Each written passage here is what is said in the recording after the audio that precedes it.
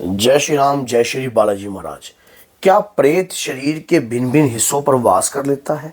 क्या प्रेत वहां पर रहने लग जाता है, या शरीर के किन हिस्सों पर प्रेत का वास होता है और प्रेत अपनी जगह बना लेता है? और हमें ये पता कैसे लगेगा कि वाकई में ये जो शरीर में दर्द हो रही है या कोई पीड़ा हो रही है या किसी प्रेत के कारण है या जनरली कोई ट्रीटमेंट के कारण है? देखिए क्या होता है, जब कोई मलिन तत्व या कोई कुपित वायु हमारे शरीर में प्रवेश कर जाती है, हमारे घर में प्रवेश कर जाती है, तो हमारे शरीर को वो पकड़ लेती है और अपना अपना कब्जा जो है बना लेती है। तो आज सारी जानकारी जो है आपको इस वीडियो में मिल जाएगी।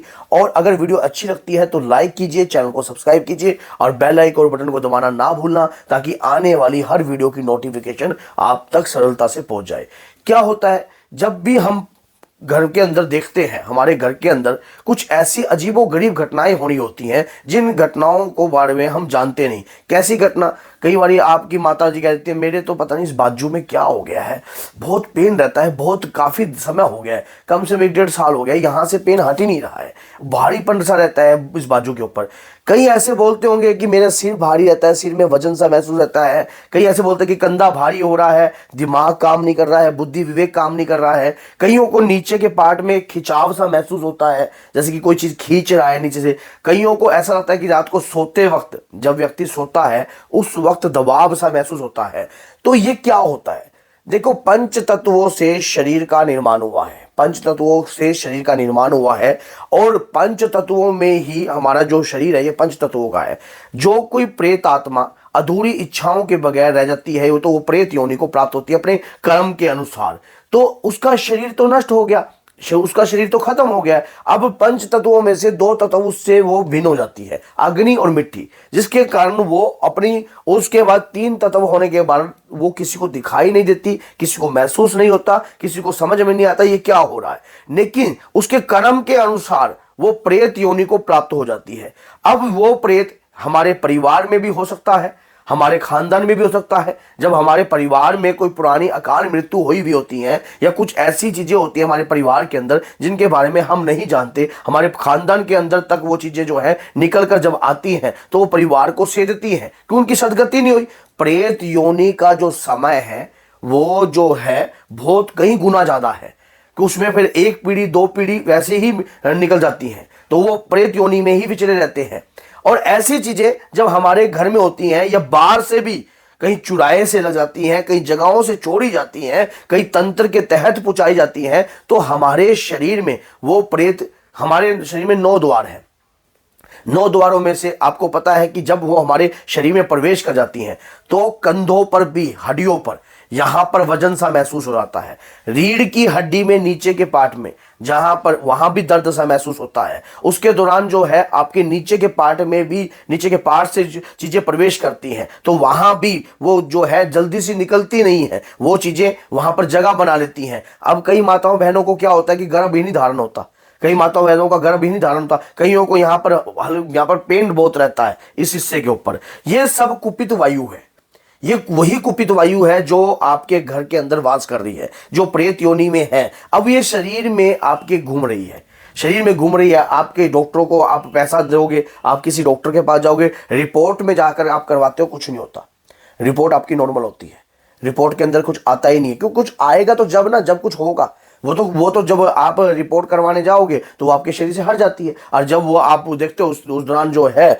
आपके फिर दोबारा शरीर में प्रवेश कर जाती है।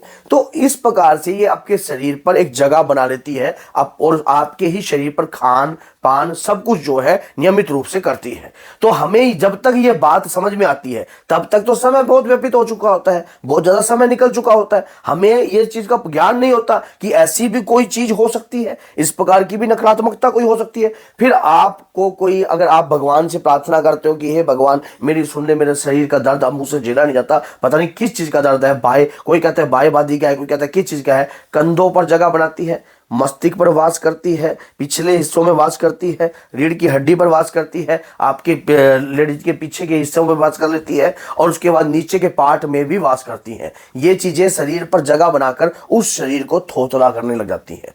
क्योंकि हमें भूख लगती है तो उन्हें भी भूख लगती है, इच्छाएं तो ना मरी है, शरीर ही तो खत्म हुआ है।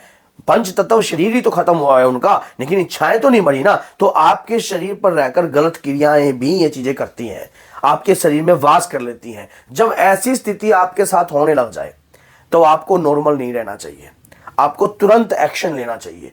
एक्शन किस प्रकार का लेना चाहिए? अगर आपकी रिपोर्ट में कुछ नहीं आ रहा है, दर्द एज इट इज बना हुआ है, कई लेडीजों को गर्भ नहीं ठहर हो रहा है, तो कुछ ना कुछ जो है तंत्र के तहत भी चीजें भेजी जाती हैं। जैसे किसी परिवार के ऊपर फलाना फलाना नाम के व्यक्ति के ऊपर नाम विधि क्रिया करके उसके ऊपर चीजों को भेज दिया गया।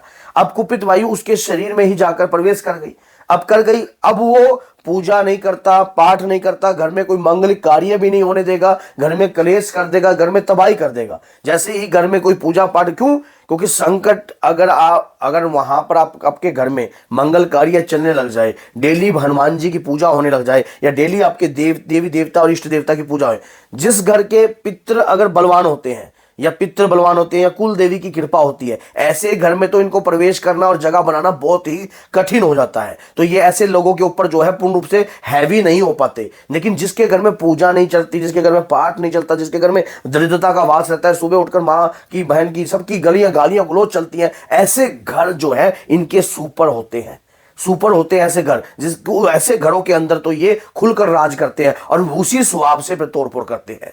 शरीर के भिन्न भिन्न हिस्सों पर ये चीजों का वास होने लगता है शरीर पे। ऐसे कईयों को एलर्जी भी हो जाती है, जैसा उसके शरीर पे प्रवृत्ति थी ना, उसी प्रकार की आपकी प्रवृत्ति भी होने लग जाती है। कईयों के लीवर की प्रॉब्लम हो जाती है क्योंकि ज्यादा भोजन खाती है, एक्सेस। कई बार आपको भी लगता होगा कि मैंने जरूरत से ज्यादा भोजन खा लिया, कई बार आपको ये लगता होगा यार ये तो मेरे खाने का मन ही नहीं था, फिर भी मैंने पता नहीं क्यों बनवा लिया। ये चीजें क्या होती हैं? कई बार आप मिठे पे जोर दे देते हो, दबा के मीठा, इतना मीठा दग रहे हो कि पूछो मत। और जो ये नहीं समझ में आ रहा ऐसा क्यों हो रहा है, क्योंकि जो आपके शरीर में वास कर रहा है वो सब खा रहा है, सब काम कर रहा है। आपको महसूस हो रहा है, आपको पता भी है, लेकिन आपको इंडिकेटर वो मिलते हैं, लेकिन आप उसको इग्नोर कर देते हो। अगर ऐसी स्थिति होती है, ऐसे घर के अंदर जो है ऐसी चीजें बहुत भागकर जगह बनाती है, अगर ऐसी स्थिति होती है, मैंने चैनल पर एक से एक वीडियो उपाय की बताई है। नेगेटिव एनर्जी को कैसे रिमूव करना है, घर से कैसे बाहर निकालना है, घर में अगर नकारात्मकता है या तंत्र प्रतिक्रिया है या कोई प्रेत का साया आपके शरीर पर है, इसके लिए मैंने डिटेल से सारी वीडियो बना रखी है। एक एक वीडियो को ध्यान से देखिए, आपको कहीं भटकने की आवश्यकता नहीं पड़ेगी, कहीं जाने की आवश्यकता नहीं पड़ेगी। इन्हीं उपायों से ही आप स्वस्थ हो जाओगे और निरोगी हो जाओगे। और अगर आपको कोई चीज समझ में ना आए तो लाइव में भी आप मुझसे क्वेश्चन कर सकते हो, नहीं तो हमारा दरबार लगता है हर शनिवार को, तो आप हमारे से कांटेक्ट कर हमसे संपर्क भी सा सकते हो। तो बोलिए जय सीताराम, जय श्री बालाजी महाराज, जय माता दी।